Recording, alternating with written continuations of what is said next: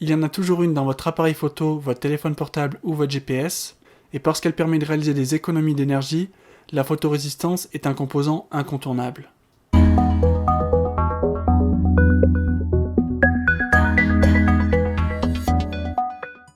La photorésistance est un semi-conducteur dont la résistance évolue en fonction de son exposition à la lumière. Le principe de fonctionnement est très simple. Ce sont deux électrodes séparées par un semi-conducteur très résistant, généralement en forme de zigzag. Lorsque ce semi-conducteur va absorber les photons qui constituent la lumière, ces mêmes photons vont fournir de l'énergie aux électrons pour en quelque sorte faciliter leur déplacement entre les deux électrodes. Donc si le déplacement des électrons est facilité, alors la résistance diminue. C'est pourquoi plus la photorésistance est exposée à la lumière et plus sa résistance est faible.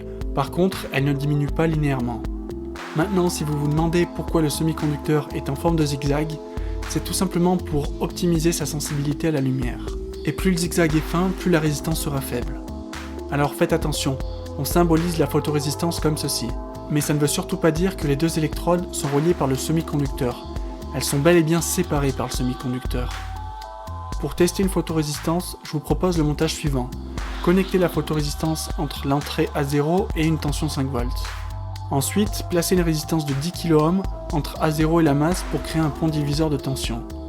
L'idée de ce montage est que la luminosité de la LED soit inversement proportionnelle à la lumière absorbée par la photorésistance.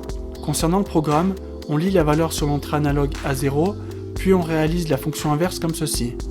On retire une valeur d'offset pour être certain que la LED est éteinte lorsque l'éclairage est maximal, et enfin on commande une LED avec une PWM.